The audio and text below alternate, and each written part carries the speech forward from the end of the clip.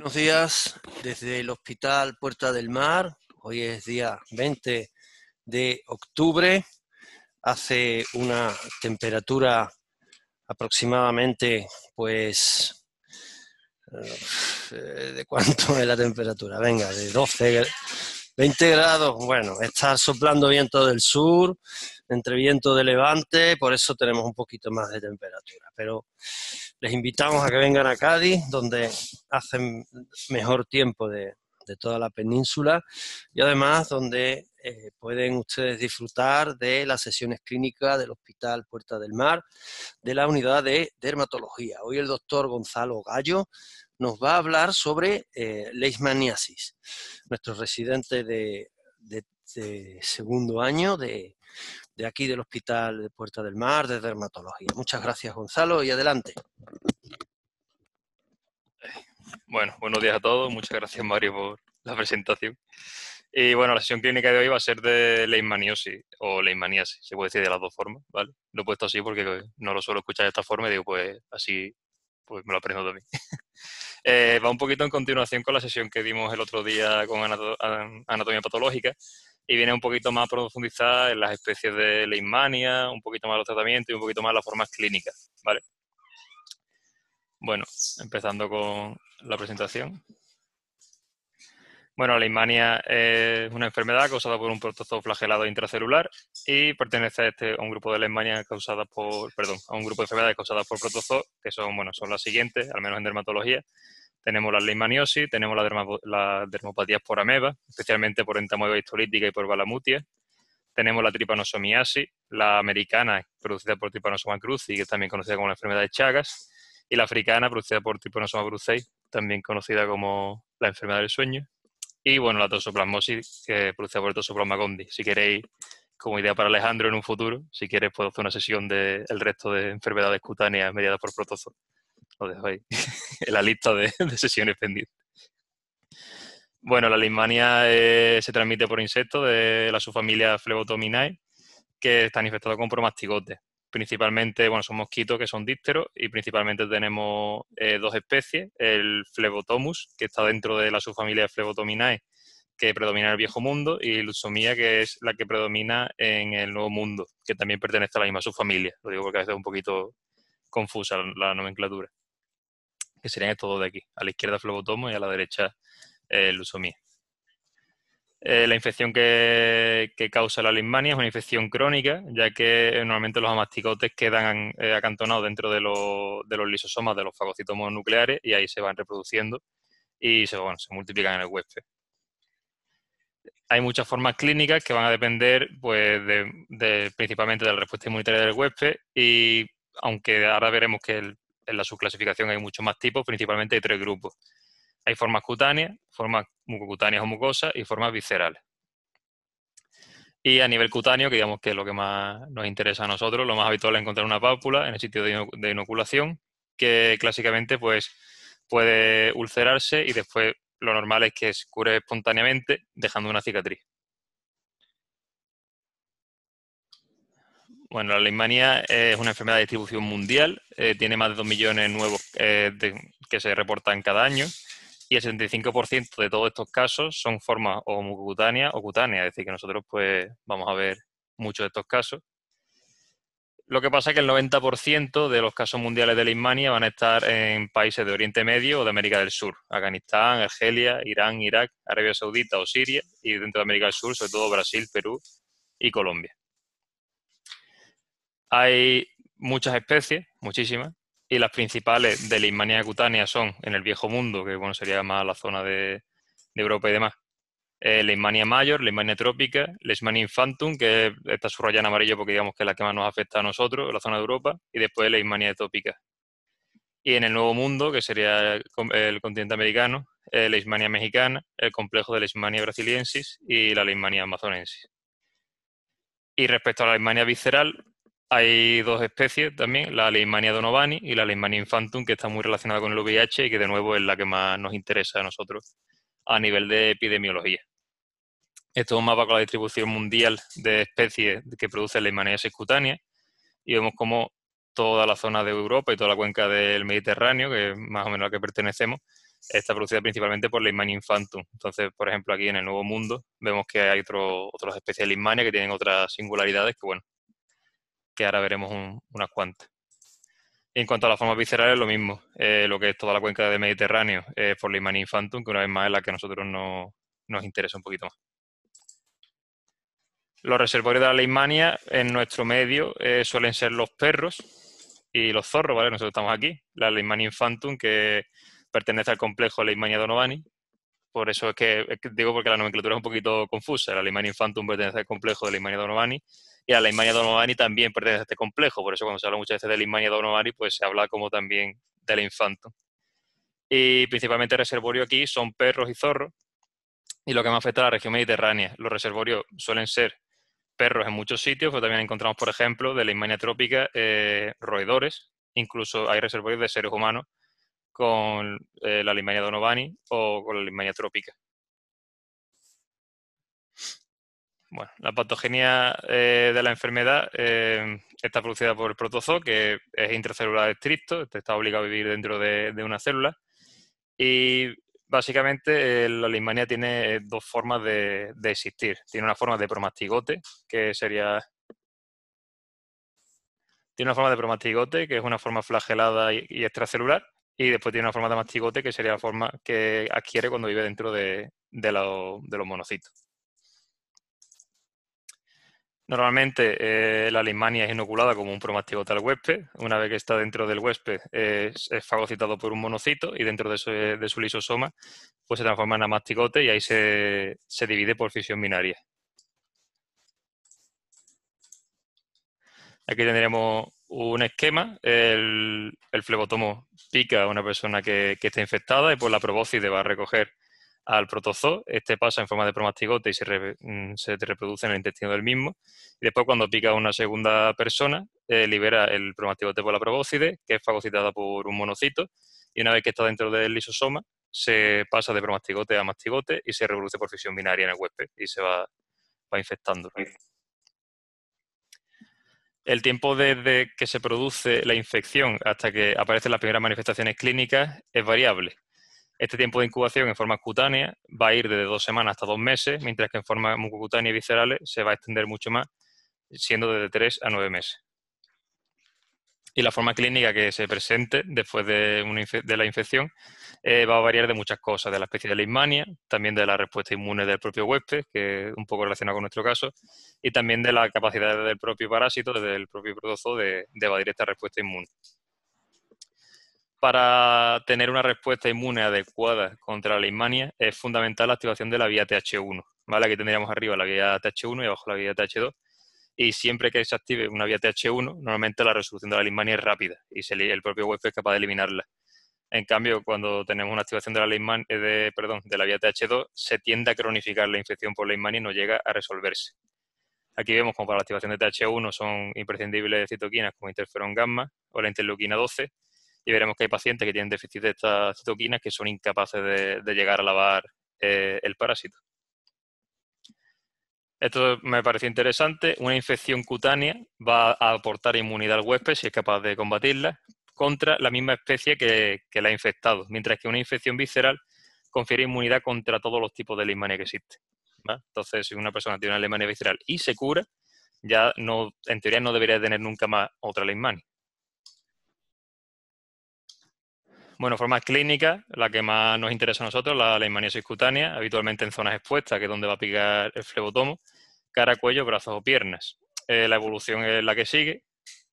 Uy, no sé qué ha pasado aquí. Ahora. Primero empieza por una pápula pequeña y circunscrita en el lugar de inoculación, que después puede profundizar, convirtiéndose en un nódulo, o puede ulcerarse. Y finalmente deja una cicatriz residual meses después. La manifestación clínica a nivel cutáneo es muy variable. Esto de aquí, por ejemplo, sería una leishmania cutánea típica, ulcerada, en el sitio de inoculación, pero esto también es una leishmania cutánea, ¿vale? Aunque asemejando un pioderma gangrenoso, y aquí tendríamos una prueba de Leishman positiva. Y esto serían las cicatrices residuales tras la resolución de una leishmania cutánea. Hay veces que la leishmania se disemina por vía linfática y puede dar lo que se conoce como un patrón tipo esporotricoide. Dentro de las leishmanias cutáneas hay como dos grandes grupos del viejo mundo, que son las nuestras, y las del nuevo mundo, que son las de Luisa. que son, y dentro de estos tipos, al mismo tiempo, hay otros subtipos. Yo lo he puesto aquí muy resumido porque tampoco quería meterme muchísimo en el tema. Tenemos dentro del viejo mundo la forma zoonótica, también conocida como forma rural, húmeda, ulcerosa temprana, que habitualmente es muy rápida y suele tener un curso bastante indolente. Una forma antroponótica, urbana, seca, ulcerosa tardía, que tiene un curso más crónico, que aquí he puesto, sí, curso más crónico. Después dos subtipos un poquito más especiales, la recidivante, que es parecida a la antroponótica, solo que es mucho más destructiva y, como su nombre indica, tiende a recidivar. Y generalmente en el mismo sitio de la úlcera original puede aparecer otra úlcera hasta los 2 años siguientes. Entonces, bueno, claro, hay que tenerlo en cuenta porque si tienes una persona a la que tienes una úlcera, se cura, sospechas de una leishmania y dice, bueno, ya se ha resuelto, pues puede ser que tenga un tipo recidivante y vuelva a aparecer. Y finalmente un tipo lupoide, que es más frecuente ya de infecciones más crónicas y que son de muy difícil diagnóstico, porque a nivel de biopsia, que después lo veremos, son muy inespecíficos, hay mucho granuloma, recordando mucho a la fase de lupus vulgar de la tuberculosis cutánea, pero apenas hay mastigote. Entonces el diagnóstico muchas veces tiene que ser por otro motivo, bien por PCR o, bueno, ahora lo veremos. Pero a veces puede ser muy complicado. Y en cuanto a la leishmania del Nuevo Mundo, dos tipos principales, cutánea diseminada y cutánea difusa. La cutánea diseminada se asocia mucho a una falta de respuesta tipo TH1, lo que hace que el paciente no pueda responder adecuadamente al protozoo y entonces se producen muchísimas lesiones secundarias, hasta 300, en un 25% asociando afectación mucosa e incluso en ocasiones puede tener síntomas sistémicos como fiebre y demás. Lo digo porque es importante porque siempre que tengamos una leishmania cutánea con síntomas sistémicos no tiene por qué ser visceral, ¿vale? No necesariamente tiene que ser visceral. Después tendríamos una forma cutánea difusa, que ahora la veremos fotos. Son lesiones mucho más nodulares, lesiones queloideas múltiples, normalmente en cara y en extremidades, que no suelen estar ulceradas, es muy raro, y pueden afectar por laringe, faringe y la nariz, pero siempre respecto al tabique nasal. Esto se da como detalle porque es muy importante para hacer el diagnóstico diferencial con patologías como una granulomatosis de Wegener, ¿vale? Que sí podría afectarlo. Esto sería una forma diseminada, hasta 300 lesiones en una misma persona, normalmente ulceradas y habitualmente asociadas a déficit de interferón gamma y, bueno, en general falta de respuesta inmune de tipo TH1. Y después tendríamos la forma cutánea difusa, que es esta de aquí. Muy queloidea, nunca está ulcerada, no suele estar ulcerada, sobre todo en miembros superiores y en cara. Y las biopsias de este tipo en la primera biopsia normalmente hay poquita amastigote y en esta biopsia, en cambio, hay muchísimo amastigote. Parece como una especie de alergia a nivel cutáneo que son incapaces de responder ante la leishmania que va creciendo un poco como le da la gana. Hemos visto la forma cutánea, pues pasamos a la forma mucosa o mucocutánea, que bueno, tiene un tiempo de incubación, un poquito más largo, de 3 a 9 meses, y las lesiones son muy variadas. Tenemos desde casos muy leves, que es simplemente edema a nivel de labios y nariz, hasta casos mucho más severos en los que podemos encontrar perforación del tabique nasal, del cartílago de la laringe, que acompaña de ronquiera, incluso del paladar. La infiltración y la ulceración de la mucosa de nariz, labio y orofaringe son típicas, mientras que, por ejemplo, la mucosa de los ojos o a nivel genital suele estar respetado. De nuevo, esto es una leishmania mucosa, esto también lo es, mucho más severo, mucha más afectación, pero esto también puede serlo. La leishmania mucosa a nivel de la cara puede ser muy mutilante, dando una imagen en espundia, que se llama, o en cara de tapir, porque dice que recuerda a la cara de un tapir. Y en este caso vemos como que es una forma de mucosa pura, la piel está perfectamente respetada, mientras que hay una destrucción de todas las estructuras mucosas de debajo, produciendo esta deformidad. Bueno, afortunadamente esto ya es poco frecuente, pero de hecho mirad las fotos que son súper antiguas, pero bueno, esto se daba y esperemos que no tengamos que ver ningún caso de ese tipo. Y ya por último tendríamos lo que es la leishmania visceral, que se define cuando el protozoo ya alcanza médula ósea, bazo o el hígado. Normalmente hasta 3 años de tiempo de incubación después de la infección inicial y principalmente leishmania donovana en adultos y leishmania infantum en niños. Esto a nivel general y a nivel nuestro, leishmania infantum, ¿vale? Lo recuerdo una vez más. Se acompaña de síntomas a nivel sistémico, fiebre, que puede ser continua intermitente, linfadenopatía y hepatosplenomegalia, que es lo más característico a nivel clínico, y a nivel analítico es muy típica la pancitopenia. Y bueno, puede presentar de todo: enteritis, hemorragia oronosal, gastrointestinal, y hay que tener cuidado porque es potencialmente mortal. Esto es una tabla de la manifestación clínica de la leishmania, y la he traído un poquito porque siempre que se nos explica la leishmania y la leishmaniasis visceral, se nos habla de la hepatosplenomegalia y de la linfadenopatía. Pero bueno, la he traído porque me llamó la atención que la hepatomegalia puede estar ausente hasta en el 50% de los pacientes con la leishmania visceral, y la linfadenopatía también puede faltar hasta en la mitad de los pacientes, por lo que digamos que si no las tiene, pero se sospecha una leishmania, tenemos que, en plan, seguir con nuestra sospecha hacia adelante. En cambio, la esplenomegalia vemos que sí es muy prevalente en estas personas. Así como la fiebre, el cansancio y demás, pues eso sí son cosas que están casi siempre presentes. Y en cuanto a nivel analítico, pues la pancitopenia, el descenso de las 3 líneas celulares principalmente. Y bueno, esto es una forma de afectación cutánea que se produce tras una afectación visceral. No se sabe muy bien el mecanismo y son unas lesiones muy pediculadas que pueden aparecer hasta 20 años después de tener una leishmania visceral. Muy importante los pacientes VIH para la leishmania visceral. El riesgo de leishmaniasis visceral en un paciente que está infectado por el VIH es hasta 2000 veces mayor. Y además son casos difíciles de diagnosticar porque tienen una clínica muy atípica. Además responden mal al tratamiento y por todo ello pues tienen un aumento de lo que es la mortalidad. Y la leishmania y el VIH son como un poco un círculo vicioso. Por un lado, la leishmania, no se sabe muy bien el mecanismo, pero aumenta la carga viral del VIH y acelera la evolución a SIDA. Y por otro lado, la inmunosupresión producida por el VIH favorece el crecimiento de la propia leishmania y hace que se perpetúe en el organismo.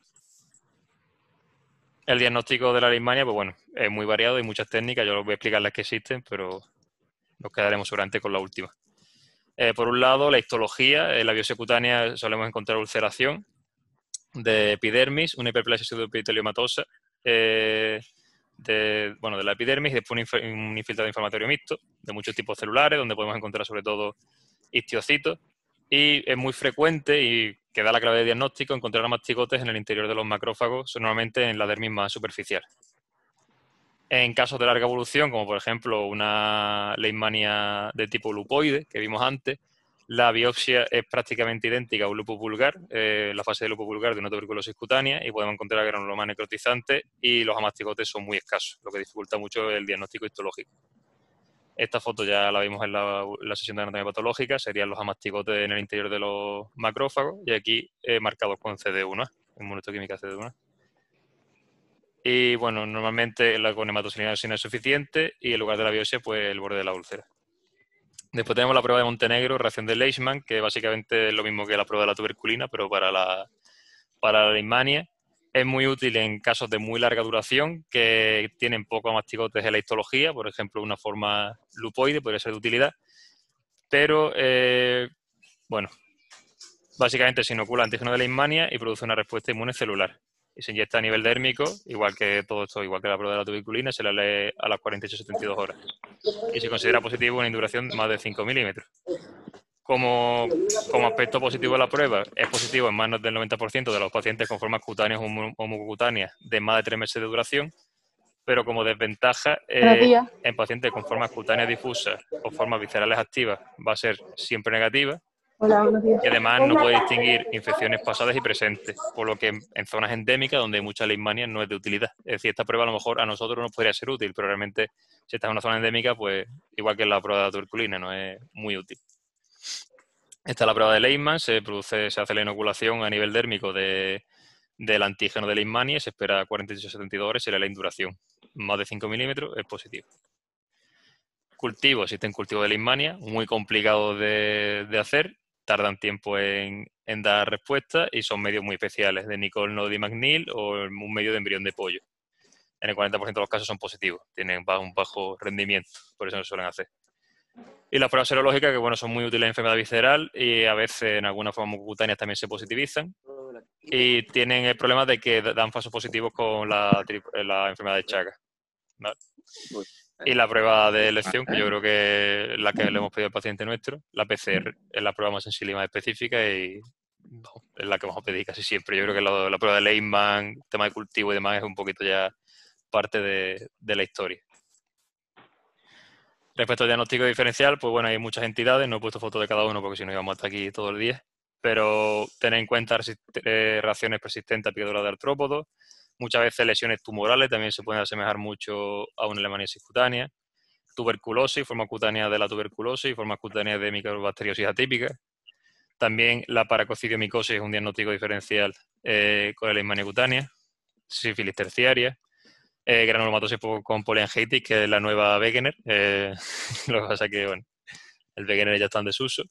Y este es el caso que comentó un poquito Baez, que le llevaron el linfoma angiocéntrico TNK, que comentó un paciente que le presentaron con esta sospecha clínica y al biopsiarlo salieron a bastigote. Y al final era una leishmania. Porque, vamos, porque ¿qué pasa de verdad? Que no está en los libros, sino que el diagnóstico diferencial muchas veces se plantea de verdad. Y el consumo de cocaína, por la necrosis de cartílagos y demás. El tratamiento, pues bueno, son fármacos que tienen relativa toxicidad, siempre que valorar un poquito el beneficio terapéutico. Y hay que tener en cuenta la especie de leishmania, la localización y la gravedad de la infección y el estado inmunitario del huésped. En formas cutáneas y hemocutaneas, antimoniales pentavalentes y miltefosina, son los de elección, y en formas viscerales, la anfotericina B liposomal. Estos son los fármacos que hay para la leishmaniasis cutánea. Los dos únicos antimoniales pentavalentes que están aprobados en todo el mundo son estivogluconato de sodio y antimoniato de meglumina. El primero en el continente americano y el segundo aquí en Europa, que este fue el que tomaba nuestro paciente. Y después también la miltefosina, que es un fármaco que en un principio se creó como antineoplásico, pero bueno, ahora mismo se usa para el tema de la leishmania. Y bueno, de forma mucutánea lo mismo, estivogluconato de sodio, antimoniato de meglumina, también se puede usar anfotericina B liposomal, que es también de elección en formas viscerales, y la miltefosina. Y estos son los usados por, bueno, y estos ya son los efectos adversos de los fármacos que se usan para tratar la leishmania, un poquito hay que tenerlos en cuenta. Como, bueno, los típicos, ¿no? Dolor localizado, eritema, edema en el sitio de la punción, porque muchas veces se pone de forma interlesional. A nivel parenteral pues pueden dar reacciones febriles y después la miltefosina, por ejemplo, puede llamar la atención que produce teratogenia en más de un 50% de las ocasiones, por lo que en mujeres jóvenes y demás, pues a lo mejor sería una cosa a tener en cuenta a la hora de elegir un tratamiento. Y bueno, nada, hasta aquí la sesión. Os dejo una foto de Saturno iluminada tomada con luces ultravioleta, que me ha parecido bonita. Es una foto de verdad, ¿eh? No es nada hecho por Photoshop. Y nada, muchas gracias a todos. De parte de Mario, mandamos un saludo a Paco Russo, a Manuel Alcara y a Isa Villegas, que me ha dejado aquí la nota. Y espero que hayáis disfrutado la sesión. Y ya está.